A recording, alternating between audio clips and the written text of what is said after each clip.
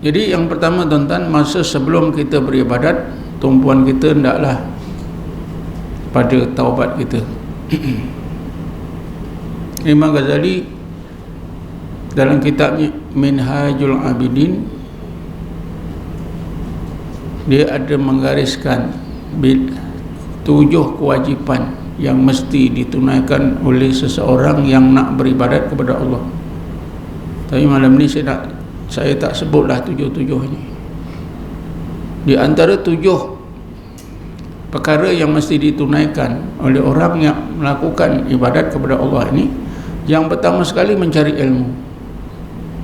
Maksudnya kita nak sembahyang mesti belajar ilmu sembahyang, fahami betul ilmu sembahyang. Nak mengerjakan haji pun begitu juga, sebab itu ada kursus haji.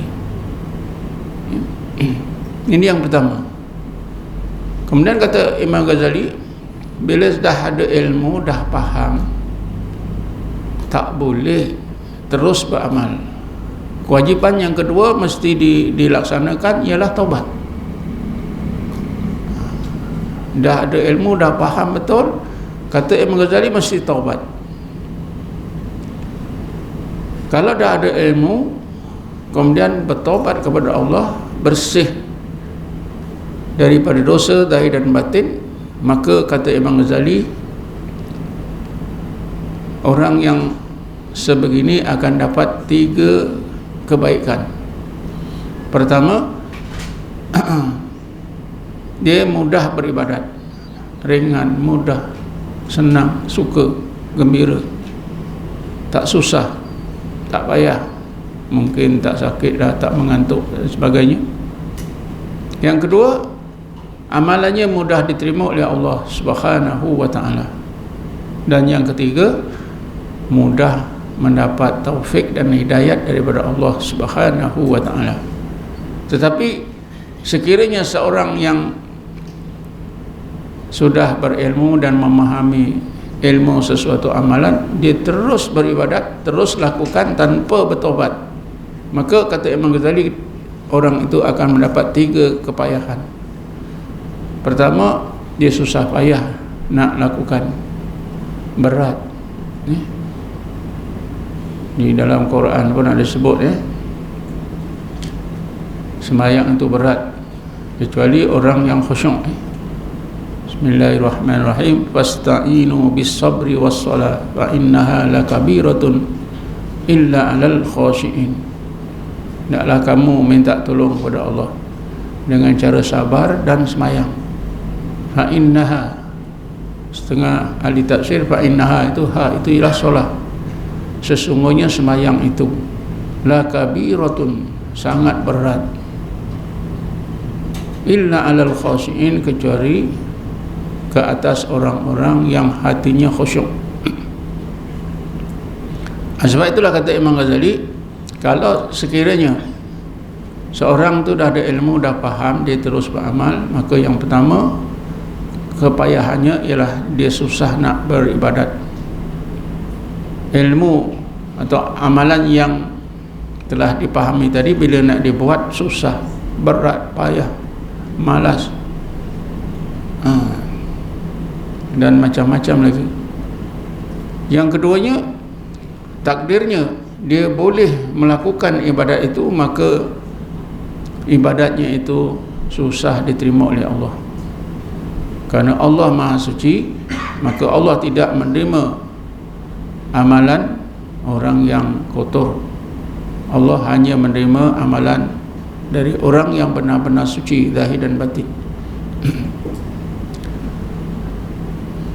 Yang ketiganya, dia susah mendapat hidayat daripada Allah Subhanahu wa ta'ala, susah mendapat taufik dan hidayat daripada Allah Subhanahu wa ta'ala. Jadi sebab itulah kata Imam Ghazali, dah ada ilmu, dah faham, mesti bertaubat. Jadi sebelum kita beribadat, mesti tumpuan kita pada taubat kepada Allah Subhanahu wa ta'ala. Sehingga tuan-tuan, maksudnya lah, katalah lepas asar, ada masa kita berfikirlah. Memang dalam ilmu tasawuf, Setengah orang sufi mengajarkan zikir itu lepas sembahyang asar. Bertaubat kepada Allah supaya bersih. Ini nanti bila kita sembahyang maghrib, kita berada dalam keadaan taubat. Malahan semasa kita berdiri itu pun, kita diajar oleh Rasulullah supaya kita mengucapkan istighfar 3 kali. Tujuannya supaya dapat menentukan kita ingat betul dalam keadaan bertaubat kepada Allah Subhanahu wa ta'ala. Malahan taubat ni tuan-tuan, kalau semayang kalau tuan-tuan pernah buka buku fiqh pun ada saya masih ingat masa belajar dulu sebelum masuk waktu semayang, kita dikehendaki menunggu waktu semayang itu di tempat kita semayang, di surau ke di masjid. Kita mesti datang lebih dahulu sebelum masuk waktu. Pada masa itulah kita membanyakkan taubat.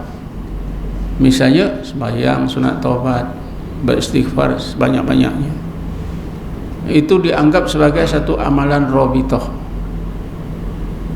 Rabithah kita untuk mengerjakan ibadat sembahyang. Rabithah itu artinya ialah penguat hati, suatu yang dapat membantu hati kita supaya hati kita itu betul-betul ikhlas, bersungguh-sungguh untuk beribadat kepada Allah Subhanahu wa ta'ala. Dan taubat ini bukan hanya kita beristighfar dalam ilmu tasawuf, diajarkan juga supaya kita mandi sunat taubat. Selalu orang bertanya kepada saya, mandi sunat taubat itu berapa kali nak buat? Bila kita ingat nak taubat ataupun bila kita ada kesempatan mandi, mandilah sunat taubat. Daripada mandi simbah-simbah itu aja, niat saja sengaja aku mandi sunat taubat dari semua dosa-dosa aku, yang kecil, yang besar, yang zahir, yang batin, yang aku tahu, yang aku tak tahu, yang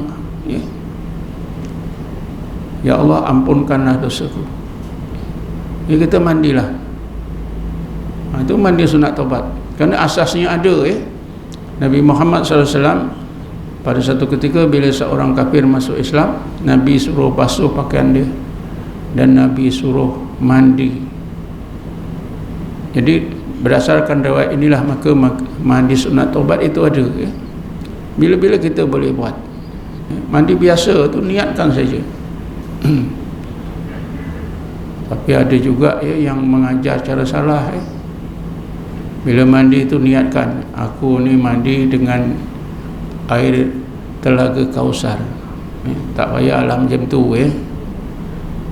Aku ni mandi dengan air Zam-Zam. Ada air biasa je. Tak payahlah macam tu. Tapi ada orang mengajar macam tu. Maknanya walaupun air biasa itu hendaklah diiktikadkan dalam hati, ini air Zam-Zam, ini air telaga Kausar. Ada orang mengajar macam tu tapi silap-silap nanti kita jadi salah. Pada masa itulah syaitan akan datang memberi berbagai rasa, sehingga nanti kita berceritalah, bila aku mandi aku iktikadkan air itu air telaga Kausar, betul lah airnya rasa lain. Dah jadi cerita yang nantinya sudah terus menerus menghantui kita. Bila nak mandi taubat, kita ingat air telaga Kausar. Ingatkan saja mandi, bertaubat kepada Allah Subhanahu Wa Taala. Sesudah mandi sunat taubat ini, hendaklah kita sembahyang sunat taubat.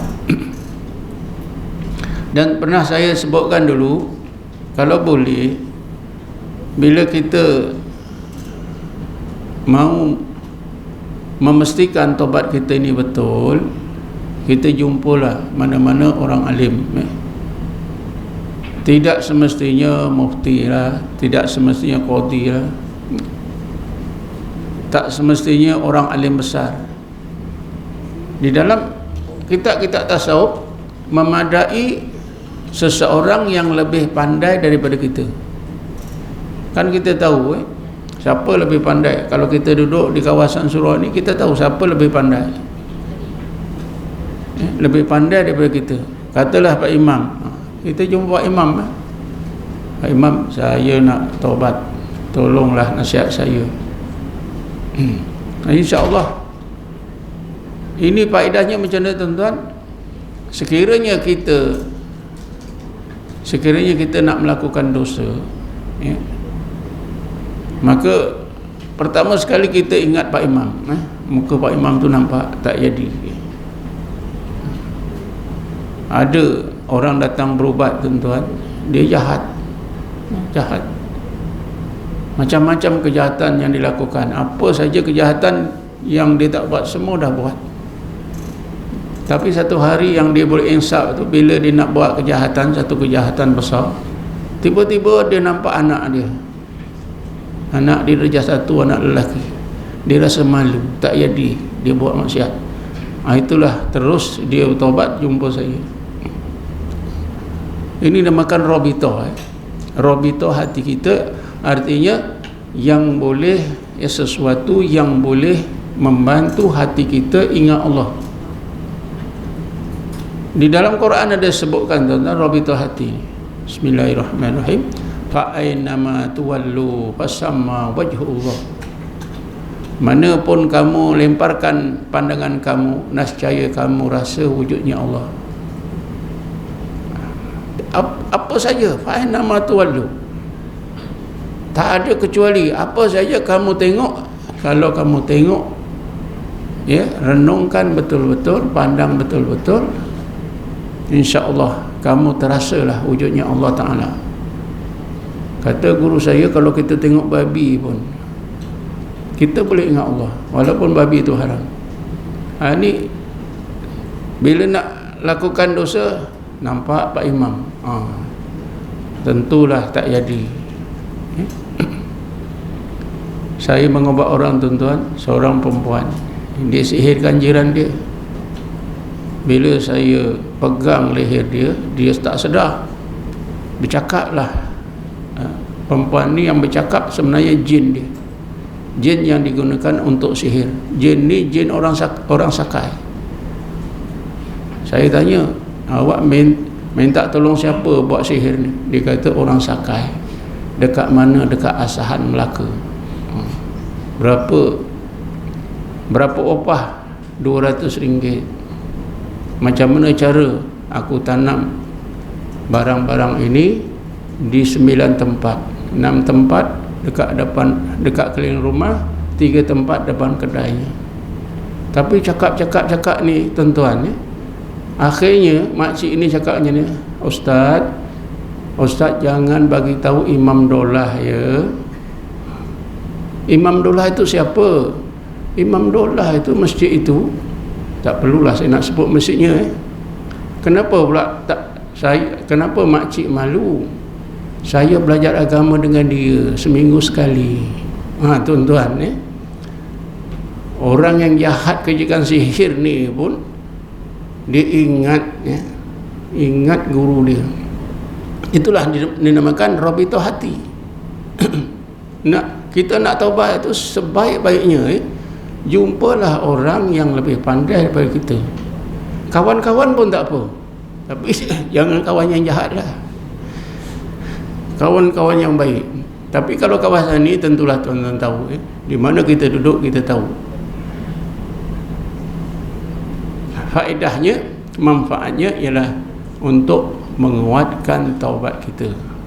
Seperti tadilah cerita tadi, maknanya walaupun dalam keadaan macam itu, dia ingat guru dia, dia ingat malu, malu buat jahat. Tuan-tuan dan puan sekalian, Kemudian ada amalan-amalan yang boleh membantu taubat kita. Yang pertama sekali saya dah sebut tadi ialah membanyakkan zikrullah. Artinya sebelum kita beribadat itu mesti kita berzikir. Dan kalau boleh, amalan zikir ini mestilah menjadi amalan yang biasa pada kita. Setiap masa kita berzikir, bukan saja lepas sembahyang, masa berjalan, masa bila-bila. Di dalam ilmu tasawuf aja diajarkan zikir dan muraqabah mutlak. Zikir artinya ingat Allah, muraqabah mutlak itu hendaklah kita sedar bahawa Allah melihat kita, Allah mendengar bisik-bisik hati kita, Allah mengetahui rahsia-rahsia hati kita. Jadi masa zikir itu kita rasakan begitu. Supaya apa? Supaya taubat kita itu tadi menjadi taubat yang sebaik-baik taubat. Jadi amalan yang boleh membantu taubat kita ialah zikrullah.